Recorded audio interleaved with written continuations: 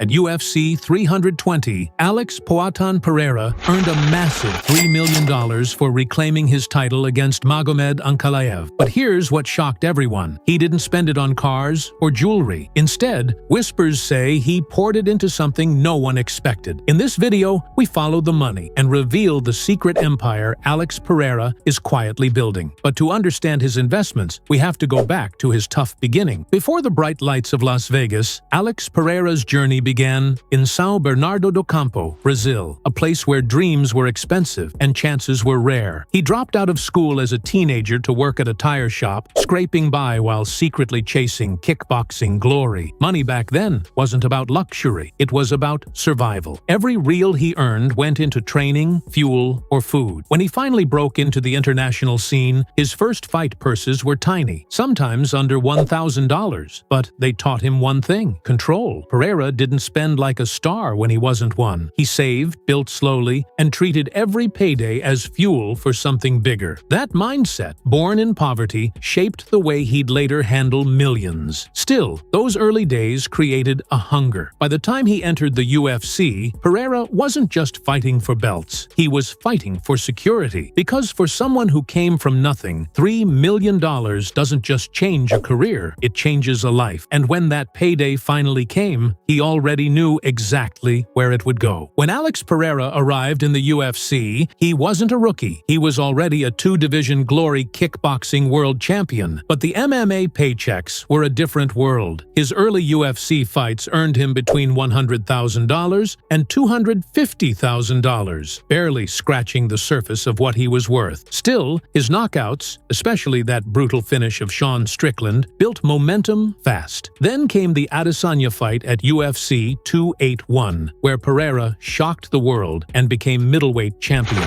His purse crossed $1 million for the first time, and the spotlight that came with it was priceless. Sponsorships rolled in, brands lined up, and his name finally sat beside the sports elite. But when he lost the title and moved up to light heavyweight, many doubted if the magic would last. UFC 320 answered that. The rematch with Magomed Ankalaev wasn't just redemption, it was a multi-million-dollar comeback. A guaranteed $3 million purse, plus bonuses and PPV points, cemented Pereira as one of the UFC's biggest moneymakers. Still, what Pereira did next with that $3 million shocked everyone, because he didn't spend it like most fighters do. The night of UFC 320 wasn't just another fight, it was Alex Pereira's masterpiece. Under the arena lights, he dismantled Ankalaev with cold precision, reclaiming his belt and rewriting his legacy. For that performance, his base purse sat around $1.5 million, plus $500,000 in win bonuses, and a massive boost from pay-per-view points, totaling roughly $3 million. But Pereira's reaction to that payday wasn't what fans expected. No champagne, no private jet celebrations. Instead, he flew home quietly to Brazil. Those close to him say he spent the following week not partying, but meeting with business partners. Because while most fighters think about cars and watches after a big win, Pereira thinks about ownership. That's the hidden side of Poatan, the calm, stone-faced warrior who doesn't flash his wealth but moves it strategically. His empire doesn't exist in designer stores or nightclubs. It's something deeper, older, and very Brazilian. And when fans finally learned what he was investing in, it left everyone stunned. If you scroll through Alex Pereira's social media, you'll notice something unusual for a modern UFC champion: restraint. No sprawling mansions, no supercars lined up for photos, no champagne-soaked nights in Dubai. On the surface, it looks like Pereira doesn't live like a man who just made $3 million. But look closer, and you'll see the quiet marks of luxury that fit his character. Controlled, minimal, and deeply intentional. He's been seen driving high-end pickup trucks and sport SUVs, not exotic supercars. For Pereira, it's not about showing off speed. It's about function, practicality, and purpose. Even the house he bought in Danbury, Connecticut, close to his training base at Teixeira MMA, reflects that same mindset. Spacious, modern, but not ostentatious. The kind of place built for focus, not attention. Still, Pereira isn't immune to indulgence. His custom jewelry, gold pendants and necklaces with tribal engravings, symbolize more than wealth. They're a reflection of his Amazonian heritage, his connection to his roots. The same goes for his tattoos, which he treats like milestones carved in skin. win, not trends. But here's the irony. While fans search for the signs of how he's spending his money, Pereira hides in plain sight. He doesn't flaunt a lavish life because his wealth doesn't live on Instagram. It's being moved quietly somewhere else. Because for Alex Pereira, real flexes aren't worn, they're built. For fighters like Pereira, fight purses are only part of the equation. The real financial game begins outside the octagon, in sponsorships, licensing, and partnerships that turn one night of violence into years of income. After capturing the title twice in 2 weight divisions, Pereira's market value exploded. Endorsement deals with sportswear brands, combat equipment companies, and supplement labels began rolling in. His signature stoic persona, calm, disciplined, authentic, made him a dream figure for global marketing. While other fighters shout for clout, Pereira's silence sells. Brands want that energy, quiet confidence, lethal precision. Industry insiders estimate that Pereira's annual sponsorship revenue easily adds another $1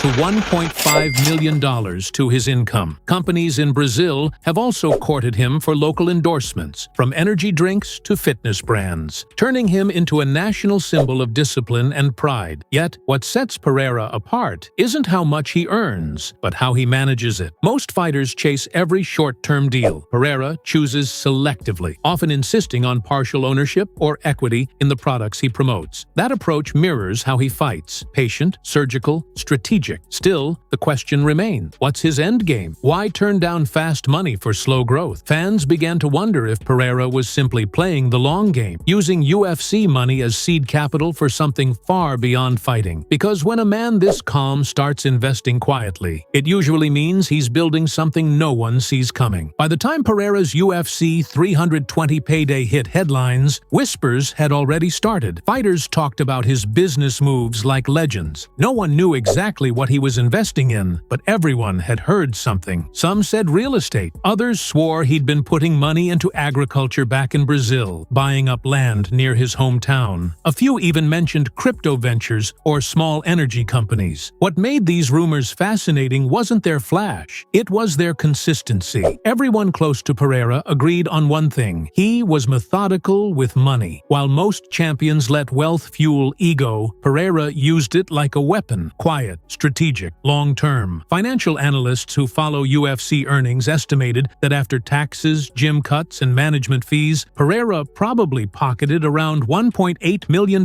net from the Ankalaev fight. But instead of parking it in cars or watches, he reportedly split it. Part of it toward family and real estate, part toward a mysterious private investment project in Brazil. Fans speculated wildly. Coffee farms, cattle land, even renewable energy plays. Whatever it was, Pereira wasn't talking. When asked in interviews how he handled his fight money, his answer was always the same: I invest in my people. And that's when the whispers turned into headlines, because sources in Brazil began claiming that the former tire shop worker from São Bernardo had become something no one expected: a silent business owner with a growing financial footprint across the country. The question wasn't whether Pereira was rich anymore, it was what kind of empire he was secretly building. For most fighters, retirement planning means stacking purses and hoping the checks don't stop. But Alex Pereira isn't most fighters. Behind his stoic demeanor lies a businessman quietly shaping his future. While other UFC stars chase luxury brands, Pereira has been putting his money where his roots are. Back in Brazil, his first major move came with real estate. Locals in São Paulo report that Pereira bought several parcels of land in the outskirts of the city, using his earnings to develop small residential units. The properties serve a dual purpose: investments that appreciate over time and housing for people in his community who once lived like he did, paycheck to paycheck. But real estate is just one piece of the puzzle. Sources close to his camp mention that Pereira has also begun investing in combat sports gyms, including helping expand Teixeira MMA and Fitness, the academy run by his longtime mentor, Glover Teixeira. For Pereira, these aren't vanity projects. They're assets that produce income and help train the next generation of fighters. And while fans expected luxury or brand endorsements, Pereira's focus has been quietly practical. Every investment, every decision seems guided by one question: will this last longer than fighting? It's a mindset rare in combat sports, because Alex Pereira isn't chasing fame anymore, he's building permanence. But the real twist in his portfolio? It's not land or gyms, it's something something far more unexpected, deeply tied to Brazil's soil itself. The secret finally broke through local reports. Alex Pereira, the same man who once worked as a tire shop apprentice, had begun investing in coffee and cacao farms in the Brazilian countryside. What started as a quiet land deal turned into a growing agricultural venture focused on sustainable farming and exports. It's the kind of move no one saw coming. While most fighters dream of clothing lines or whiskey brands, Pereira went back to his roots. Literally, he bought acreage in the Minas Gerais region, an area known for premium coffee production, and reportedly partnered with agricultural specialists to develop organic crops under his family's name. For a fighter whose tattoos and rituals reflect deep cultural heritage, it made perfect sense. In interviews, when asked about wealth, Pereira often says, "I want to build something that outlives me." The farms, according to sources, are already supplying beans and cacao to small roasters and confectioners. It's not just business, it's legacy, a system that feeds families, employs locals, and transforms the same kind of community he once came from. Financially, it's genius. Agricultural land in Brazil is among the most stable investments, and export demand keeps profits steady. Emotionally, it's poetic. The fighter who once sold his time for survival now owns land that grows for generations. And that's the twist. Alex Pereira's true empire isn't built on violence. It's built on the quiet strength of the land. So where did the $3 million from UFC 320 actually go? Insiders and analysts estimate the split looked something like this: $1.2 million to taxes, agent fees, and team payouts. The unavoidable costs of being a top-tier fighter, around $500,000 into his real estate holdings and housing projects in Brazil, $300,000 to $400,000 directed toward gym investments and training facilities with Glover Teixeira, another $600,000 into his growing agricultural venture, the coffee and cacao farms. And the rest? Savings and reserves, because Pereira doesn't live like a man chasing image. In total, what remains is more than money. It's infrastructure, land, ownership, legacy. Unlike many fighters who burn through millions chasing fame, Pereira is doing something almost no one in his sport does, turning fight checks into long-term assets. That's why analysts believe Alex Pereira could retire comfortably within a few years, with sustainable income from his properties, businesses, and exports. The $3 million